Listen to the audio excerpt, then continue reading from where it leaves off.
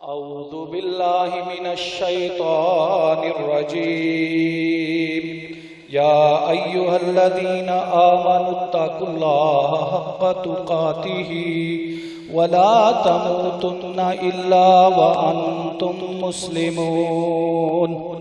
या अय्युहन्नासुत्तकू रब्बकुमुल्लज़ी खलक़कुम मिन नफ्सिन वाहिदा व खलक़ मिन्हा ज़ौजहा व बस्स मिन्हुमा रिजालन कसीरन व निसाअ वत्तकुल्लाहल्लज़ी तसाअलून बिही वल अरहाम इन्नल्लाहा काना अलैकुम रक़ीबा। या अय्युहल्लज़ीना आमनुत्तकुल्लाहा वक़ूलू क़ौलन सदीदा युस्लिह लकुम आमालकुम व यग़फ़िर लकुम ज़ुनूबकुम व मन युतिइल्लाहा व रसूलहु फ़क़द फ़ाज़ फ़ौज़न अज़ीमा। अम्मा बाद फ़इन्न खैरल हदीस किताबुल्लाह व खैरल हदी हदी मुहम्मदिन सल्लल्लाहु अलैहि वसल्लम व शर्रल उमूरि मुहदसातुहा व कुल्ल मुहदसतिन बिदअह व कुल्ल बिदअतिन ज़लालह व कुल्ल ज़लालतिन फिन्नार।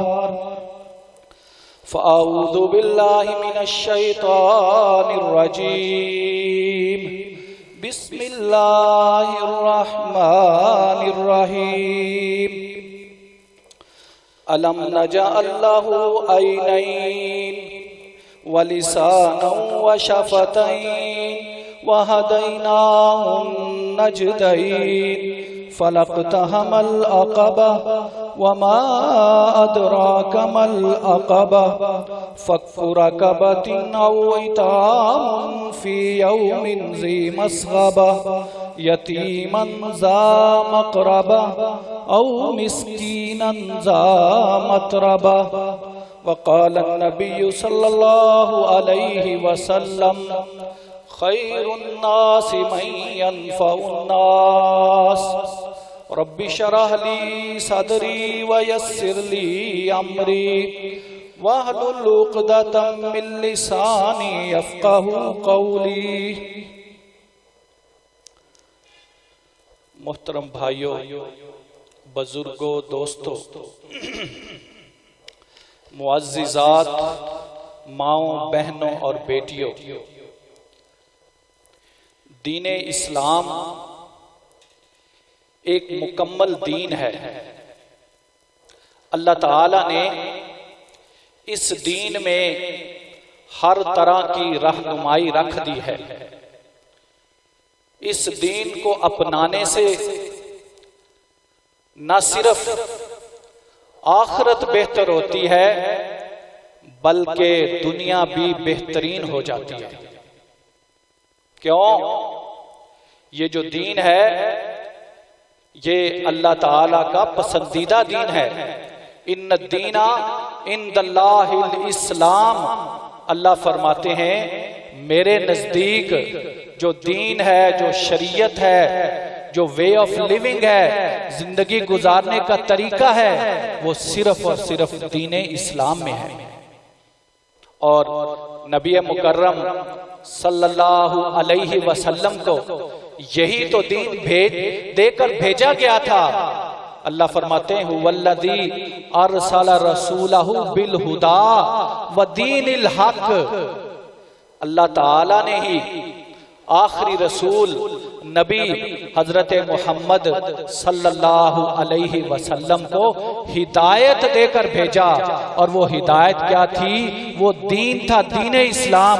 और अल्लाह फरमाते हैं वदीन अल हक, वो जो दीन इस्लाम है वो हक पर मबनी दीन है। लियुज़हिरहु अलद्दीन कुल्ली, इस दीन ने पूरे अदयान पर, पूरी दुनिया पर, सारी नस्लों पर, सारे इलाकों पर फतह याब होना है, इसी ने गालिब आना है। वलौ करिहल काफिरून वलौ करिहल मुशरिकून। हो सकता है ये बात मुशरिकों को अच्छी ना लगे, काफिरों को अच्छी ना लगे, लेकिन जो दीन हमने मुहम्मदुर रसूलुल्लाह सल्लल्लाहु अलैहि वसल्लम को देकर भेजा है, तुम्हारे लिए पसंद फरमाया है, उसी दीन ने गालिब आना है।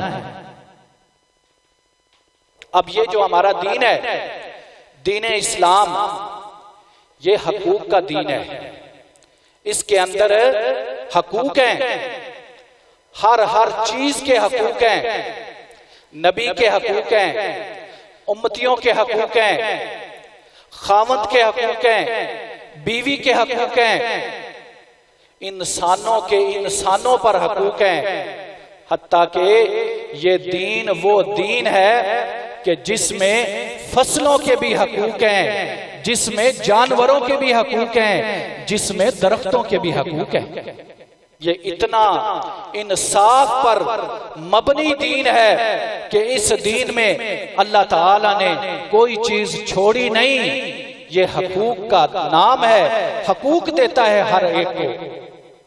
इंसान के अपने हकूक हैं, मुसलमानों के अपने हकूक हैं, काफिरों के अपने हकूक हैं, फसलों के, जानवरों के, दरख्तों के अपने हकूक हैं, मियाँ बीवी के अपने हकूक हैं, औलाद के अपने हकूक हैं, वालिदैन के अपने हकूक हैं, उस्तादों के अपने हकूक हैं, शागिर्दों के अपने हकूक हैं, गुलामों के अपने हकूक हैं, बेवाओं के, यतीमों के, मस्कीनों के, हर एक के अल्लाह ताला ने हकूक रख दिए। नबी मुकर्रम सल्लल्लाहु अलैहि वसल्लम ने एक बड़ी ही जामे हदीस में मुसलमानों के कुछ हकूक हमारे जिम्मे लगा दिए। क्योंकि जो मुसलमान है ना, हम हैं सारे मुसलमान, हमारी सबसे बड़ी शनाख्त वो मुसलमान होने की शनाख्त है। हम बरेलवी, देवबंदी, अहले हदीस बाद में हैं, हम मुसलमान पहले हैं।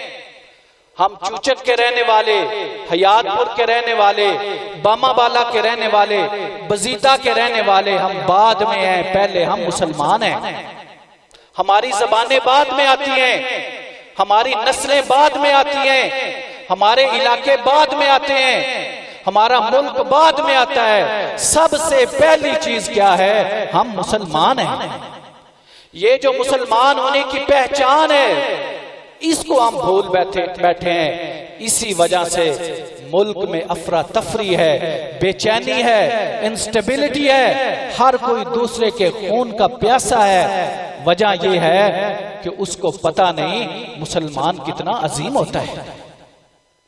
मुसलमान को गाली देना कितना बड़ा जुर्म है, मुसलमान की दिल आजारी करना कितने बड़े दुख की बात है। मुसलमान को तकलीफ पहुंचाना, किसी मुसलमान का हक खाना, ये मुसलमान की बात कर रहा हूं, पड़ोसी की बात नहीं कर रहा, रिश्तेदार की बात नहीं कर रहा, खामद और बीवी की बात नहीं कर रहा, वालिदैन और औलाद की नहीं बात कर रहा, मुसलमान की बात कर रहा हूं। इस्लाम सबसे पहले हमें सबक ये देता है, तुम मुसलमान हो। एक मुसलमान की इज्जत अल्लाह के नजदीक खाना काबा से ज्यादा है।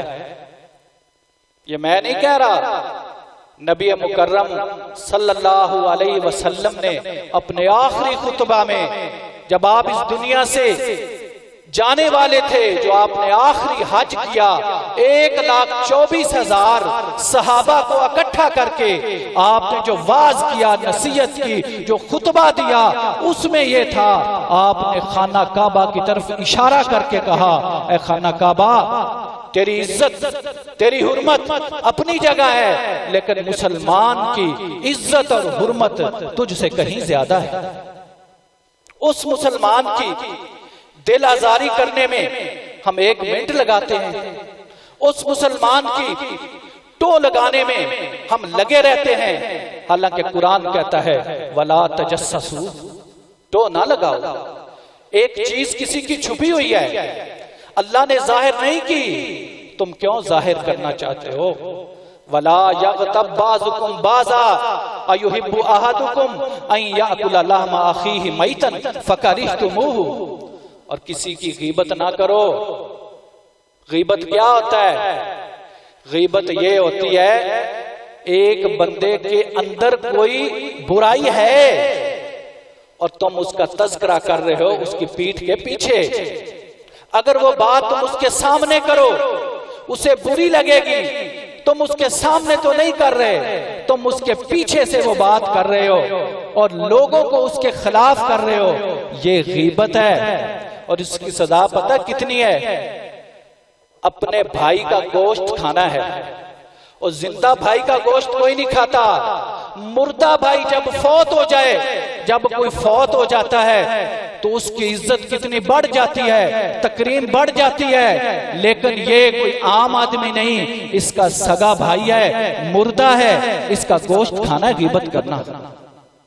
फकरिहतुमू, वो गोश्त तो तुम खाते नहीं, उस पे तो तुम्हें नफरत है, उस पे तो तुम कराहत का इजहार करते हो, लेकिन गीबत करते हुए तुम कितने मजे ले लेकर करते हो।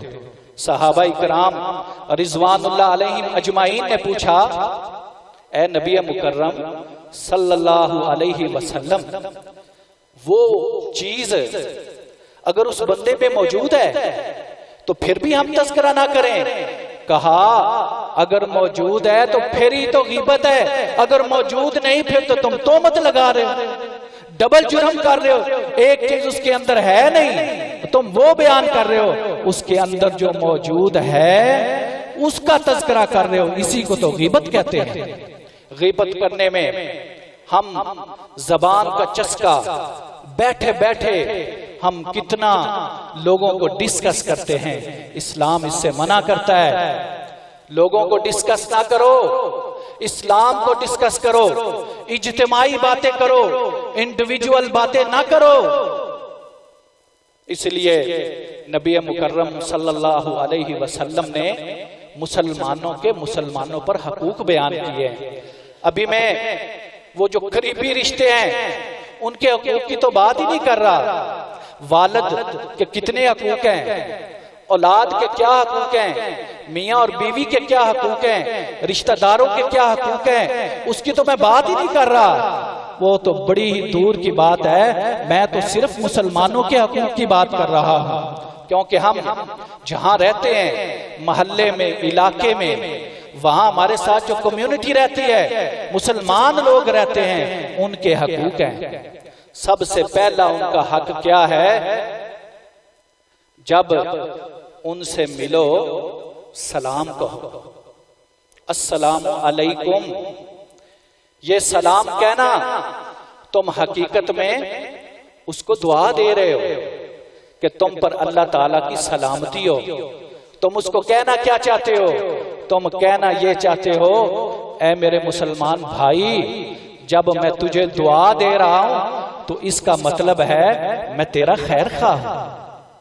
जब मैं तेरी सलामती की दुआ कर रहा हूं तो मतलब यह है कि तू अब मुझसे खौफ ज़दा ना हो, अब मैं तेरा ख्याल रखूंगा, तुझे तकलीफ नहीं पहुंचाऊंगा, तेरी गीबत नहीं करूंगा, तुझ पर तोहमत नहीं लगाऊंगा, टो नहीं लगाऊंगा, तुझे बरसरे बाजार मैं तंग नहीं करूंगा। अस्सलामु अलैकुम, तुम पर सलामती हो। नबी मुकर्रम सल्लल्लाहु अलैहि वसल्लम ने इरशाद फरमाया, जब भी तुम किसी को मिलो, कहीं पे जाओ, उसको सलाम करना है। वाकिफ है या नहीं वाकिफ, दोस्त है या नहीं दोस्त, इलाके का है या नहीं इलाके का, आप उसको जानते हैं या नहीं जानते, अस्सलामु अलैकुम कहो। ये आपका इब्तदाई जुमला होना चाहिए। जब आप अस्सलामु अलैकुम कहेंगे, आपकी और उसकी गुफ्तगू शुरू हो जाएगी, यानी उसकी और तेरी दोस्ती हो गई। और महफिल से उठने लगे हो, फिर भी अस्सलामु अलैकुम कहो। बल्कि नबी मुकर्रम सल्लल्लाहु अलैहि वसल्लम ने इतनी ताकीद फरमाई कि अगर दो तुम इकट्ठे जा रहे हो, रास्ते में कोई रुकावट आ गई है, कोई दरख्त आ गया है, तुम अलहदा अलहदा हो गए हो, चाहे 2 सेकंड के बाद भी तुम इकट्ठे हुए हो, फिर भी एक दूसरे को अस्सलाम वालेकुम कहो। ये हमें सिखाया जा रहा है, समझाया जा रहा है। हत्ता के मैं हदीस पढ़ के हैरान हो गया। नबी मुकर्रम सल्लल्लाहु अलैहि वसल्लम ने तो यहां तक फरमाया कि आप मस्जिद में आए हो ना, जमात हुई हुई है, उस वक्त भी आकर अस्सलाम अलैकुम कहो। बड़ी हैरान कुन बात, मैंने जब पढ़ी मैं हैरान हुआ कि नमाज हो रही है, अल्लाह ताला से मुलाकात हो रही है, लेकिन नबी मुकर्रम सल्लल्लाहु अलैहि वसल्लम इरशाद फरमा रहे हैं जब तुम मस्जिद में आओ, जमात भी हो रही है, फिर भी अस्सलाम वालेकुम कहो। वो जो नमाजी हैं उनको भी ताकीद की कि तुम जवाब नहीं देना मुंह के साथ, लेकिन उंगली से इशारा कर देना। इतनी अहमियत है अस्सलाम वालेकुम की।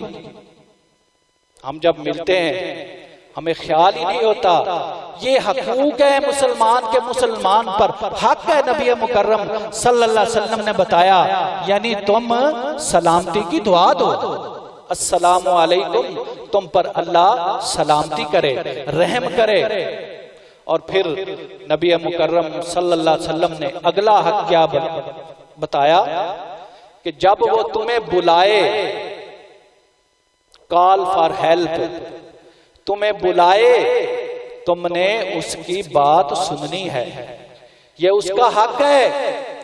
अब वो किस लिए बुला रहा है?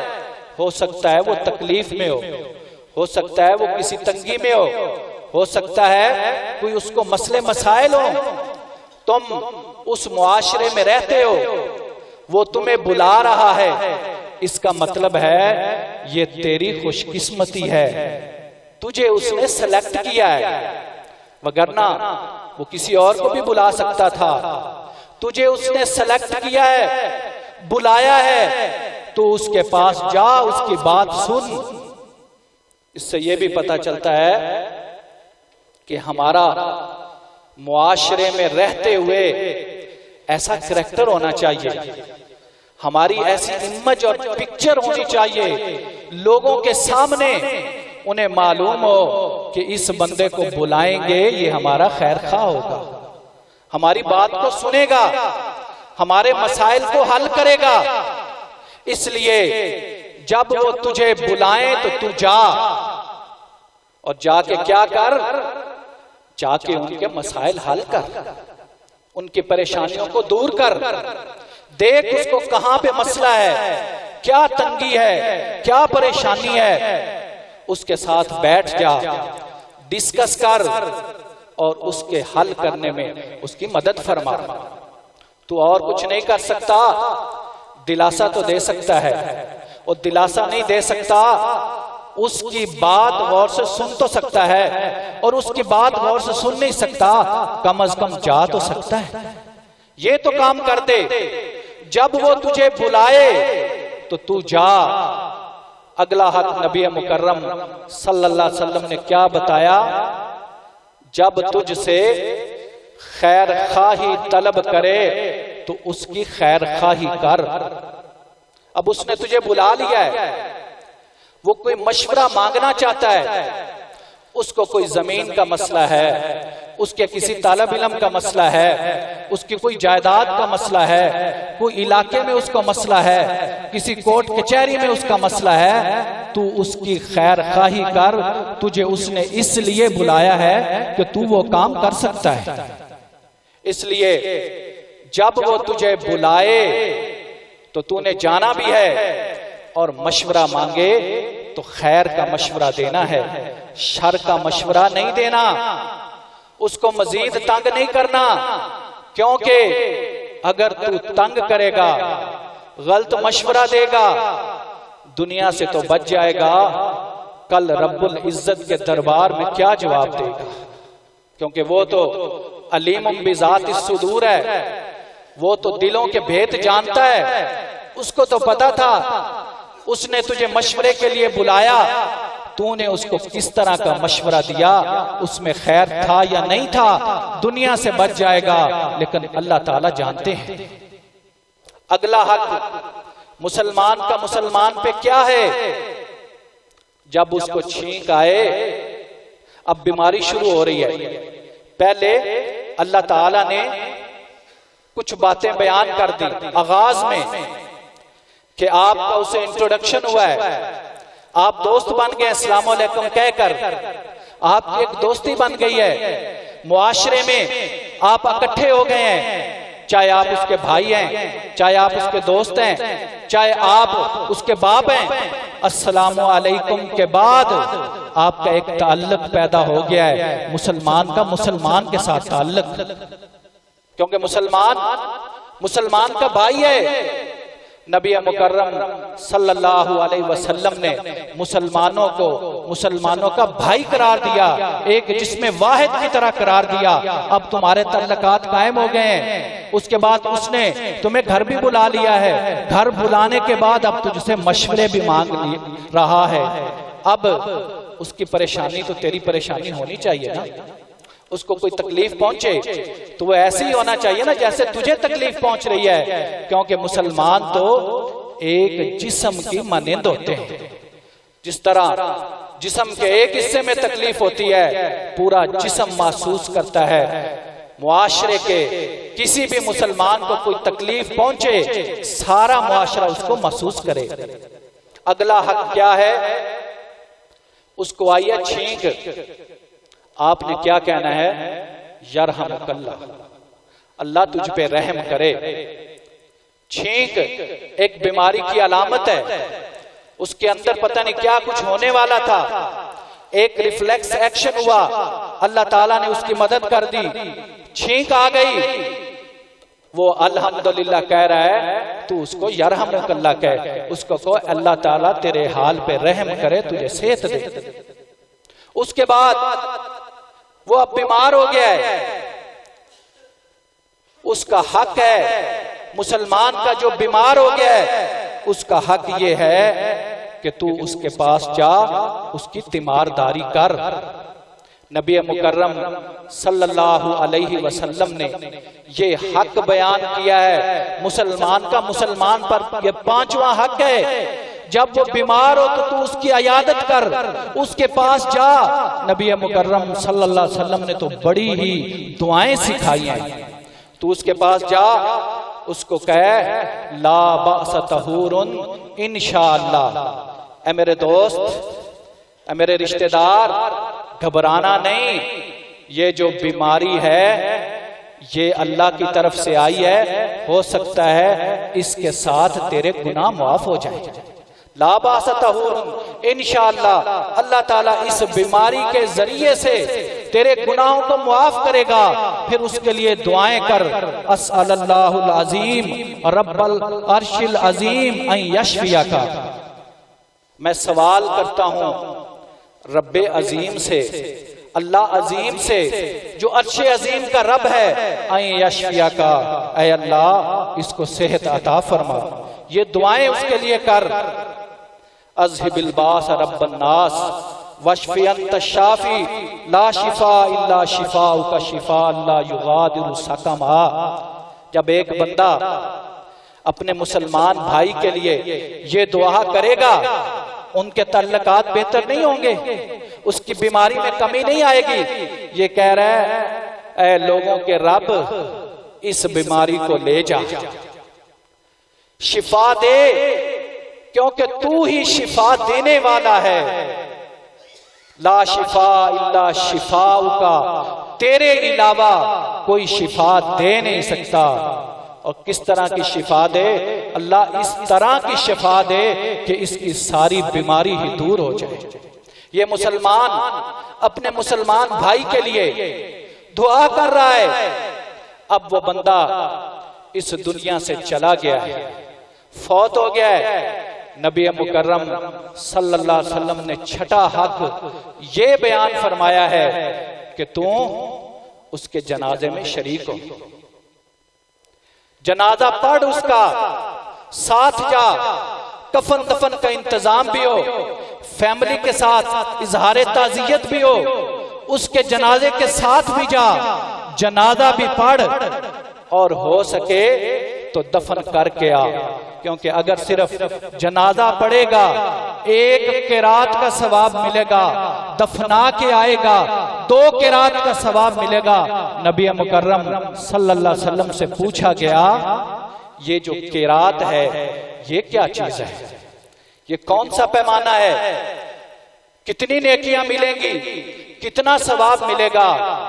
आपने कैलकुलेशन तो शायद ना हो सकती, आपने जो उस वक्त ओहद पहाड़ मशहूर था कह दिया, 1 किरात ओहद पहाड़ के बराबर होता है। ओहद पहाड़ के बराबर सवाब मिलेगा जनाजा पढ़ने से, और अगर दफना के आएगा तो 2 किरातों के बराबर सवाब। मेरे मोहतरम भाइयों, ये जो मैंने 6 हकूक बयान किए हैं, हमारा कॉन्सेप्ट आजकल ये है कि शायद मुसलमान की मदद जो है वो सिर्फ पैसे से होती है। ये जो मैंने 6 हकूक आपको बयान किए हैं, कहीं पैसा इस्तेमाल नहीं हुआ। सलाम करने में कोई पैसा नहीं, उसने तुम्हें घर बुलाया जाने में कोई पैसा नहीं, उसने मशवरा मांगा कोई पैसा नहीं, छींक आई आपने यरहमुकल्लाह कहा कोई पैसा नहीं, बीमार हुआ आप इयादत के लिए गए कोई पैसा नहीं, वो फौत हो गया आपने जनाजा पढ़ा उसको दफन किया कोई पैसा नहीं। मुझे बताओ कहां है पैसा? ये सदका है।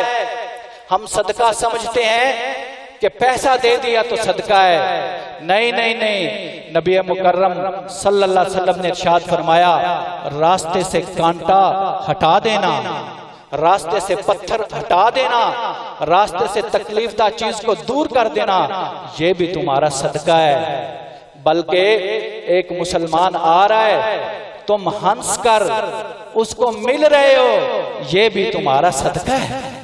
नबी मुकर्रम सल्लल्लाहु अलैहि वसल्लम ने कितने हकूक बयान किए मुसलमान के लिए, और आपकी जिंदगी तो उन हकूक को पूरा करने की एक प्रैक्टिकल शक्ल थी। और इंसानों के हकूक तो दूर की बात, मुसलमानों के हकूक तो दूर की बात, नबी मुकर्रम सल्लल्लाहु अलैहि वसल्लम ने तो काफिरों के भी हकूक बयान किए हैं। आपने तो फसलों के भी, जानवरों के भी हकूक बयान किए हैं, दरख्तों के भी हकूक बयान किए हैं। आप जब भी किसी सहाबी को भेजते थे जिहाद के लिए, तबलीग के लिए, उसको दर्स दे के भेजते थे। औरतों को तंग नहीं करना, बच्चों को तंग नहीं करना, फसलों को उजाड़ना नहीं, दरख्तों को नहीं काटना। नबी मुकर्रम सल्लल्लाहु अलैहि वसल्लम ने हजरत मुआज रजी अल्लाह ताला अन्हु को यमन की तरफ भेजा तो क्या कहा मजलूम की बद्दुआ से बचना। क्यों? मजलूम वो है जिसका इस दुनिया में कोई सहारा नहीं, लेकिन याद रखना मजलूम की बद्दुआ में जब वो करता है ना, तो अल्लाह के दरमियान और उसके दरमियान में कोई पर्दा नहीं होता, वो सीधी अर्शे बरी पे जाती है। इसलिए मजलूम की बद्दुआ से डरना।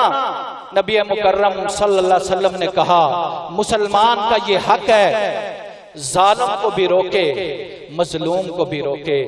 सहाबा ने पूछा, ऐ अल्लाह के नबी सल्लल्लाहु अलैहि वसल्लम, मजलूम की तो समझ आती है, उसकी मदद की जाए, उसका साथ दिया जाए, उसका मसला हल किया जाए, जालिम की कैसे मदद की जाए? कहा, जालिम को जुल्म से रोकना ये उसकी मदद है। आज मसला ये है कि बाहसियत उम्मत हमने दीने इस्लाम को सही समझाई।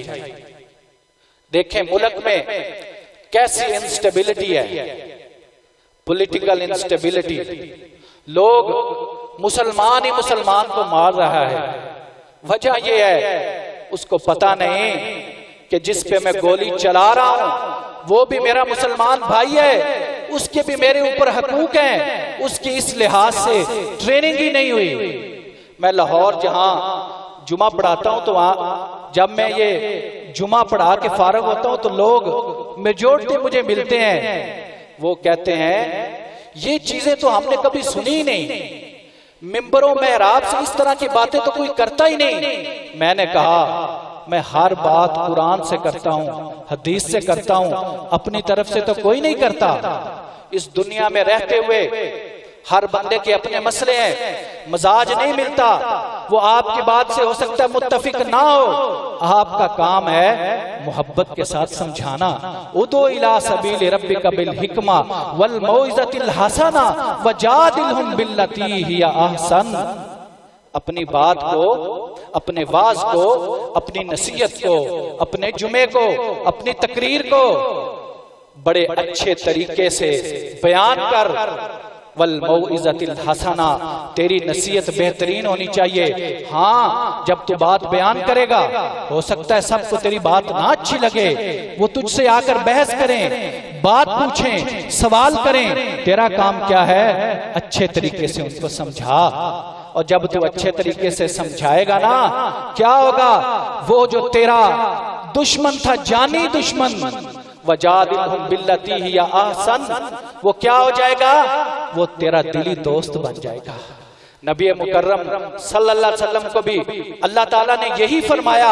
जंगे ओहद का मुकाम है कि ए नबी, अगर तेरा अखलाक बेहतर ना होता, तू आला अखलाक का मालिक ना होता, तो ये सहाबाई किराम जो आज तेरे ऊपर खून निछावर कर रहे हैं, कुर्बानियां दे रहे हैं, गर्दनें कटवा रहे हैं, ये तेरे इर्द गिर्द ना होते, ये मुंतशिर हो जाते। पितरस बुखारी ने कहा था, उसकी बड़ी प्यारी बात, उसने कहा था एक दायरा, हर किस्म के दायरे होते हैं, हर चीज के दायरे होते हैं। एक दायरा इस्लाम का था, पहले लोगों को इसमें दाखिल किया जाता था, आज दाखिला ममनू है, आजकल खारिज किया जाता है। फतवे ये रह गए, लोगों को इकट्ठा करना, लोगों को मिलाना, ये हमारे अंदर बातें नहीं। तो मेरे मोहतरम भाइयों, मेरे आज के जुमे का मकसद ये था, हम इस गांव के रहने वाले हैं, लड़ाइयां हो जाती हैं, अपने जो नजरियात हैं वो हर एक के मुख्तलिफ हैं, अपने नजरियात पे कार बंध रहे हैं, लेकिन बात अपनी दलील से सुनाएं और अगले की भी कदर करें। वो आपकी बात मान रहा है तो वेल एंड गुड, नहीं मान रहा तो अल्लाह ताला पे छोड़ दें, उस अल्लाह ने उसको पैदा किया है, आप मुकल्लफ नहीं है उसको मनवाने के। और वेलफेयर का काम होना चाहिए। एनजीओज का पूरी दुनिया में कॉन्सेप्ट है। नबी मुकर्रम सल्लल्लाहु अलैहि वसल्लम ने सबसे पहले इसका कॉन्सेप्ट दिया, अपनी नबूवत से भी पहले। आप लोगों के काम करते थे, बेवाओं की मदद करते थे, गरीबों की मदद करते थे, मेहमानों की मेजबानी करते थे। तो मैंने 2 महीने पहले यहाँ पे एक बात अर्ज की थी कि हम, अल्लाह ताला ने इस गांव के जो लोग हैं उनको इल्म भी दिया है, दौलत भी दी है, शोहरत भी दी है, इनके ताल्लुकात भी हैं। हमें अपने अपने हिस्से का काम करना चाहिए। कम अज कम एक एम्बुलेंस होनी चाहिए यहाँ पे, एक जनाजगाह होनी चाहिए और एक कम्युनिटी सेंटर होना चाहिए। तो मैंने ये वादा किया था कि इंशाअल्लाह रमजान से पहले पहले हमने एम्बुलेंस का इंतजाम करना है। तो आपके लिए खुशखबरी ये है कि एम्बुलेंस का इंतजाम हो गया है, और जिस बंदे ने इंतजाम किया है वो भी हमारे गांव का ही है। जरा नम हो तो ये मट्टी बड़ी जरखेज है साथी। और उन्होंने न सिर्फ इंतजाम किया है, बल्कि वो जो ड्राइवर है उसकी तनख्वाह भी देंगे, उस एम्बुलेंस की मेंटेनेंस भी करेंगे। और उन्होंने कहा मेरा नाम नहीं लेना, कुछ लोग इस तरह के भी मौजूद हैं, हमारे गांव में मौजूद हैं। इंशाअल्लाह एम्बुलेंस का इफ्तिताह चंद दिनों में हो जाएगा। उस एम्बुलेंस का मेरा मकसद ये है कि हमारे गांव के अंदर किसी को भी मसला है, इर्रिस्पेक्टिव उसका सेक्ट कौन सा है, इर्रिस्पेक्टिव उसकी कास्ट कौन सी है, वो गरीब है अमीर है, सब के लिए वो एम्बुलेंस 24 घंटे मौजूद होगी। सिर्फ उसने पेट्रोल डलवाना है, वो उकाड़े जाए, रिनाले जाए, लाहौर लेकर जाए, जहां पे ले जाना चाहता है वो लेके जाए एम्बुलेंस को, उसको फ्री फैसिलिटी हम देंगे, सिर्फ वो पेट्रोल डलवाएगा। इंशाअल्लाह इसके बाद जो हमने अगला काम करना है, हमने जनाज़गाह बनानी है, क्योंकि हम इकट्ठे रहते हैं। जब कोई इस दुनिया से जाए तो उसको ग्रेस के साथ रुखसत तो करें। एक अच्छी जगह मौजूद होनी चाहिए, जनाज़गाह, जहां पे उसका जनाजा पढ़ा जाए और फिर उसको रुखसत किया जाए। फिर इंशाअल्लाह कम्युनिटी सेंटर, मैरिज सेंटर का कंसेप्ट है, ताकि गांव के जो लोग हैं, शादियां तो करनी होती है, एक अच्छी जगह हो, वहां ग्रेस के साथ वो शादी करें, उनका कोई खर्चा ना हो। अल्लाह ताला से दुआ है, अल्लाह ताला हक सच बात समझने की तौफीक अता फरमाए और नेक कामों में हमारी मदद फरमाए। व आखिर दावाना अनिल हम्दुलिल्लाहि रब्बिल आलमीन।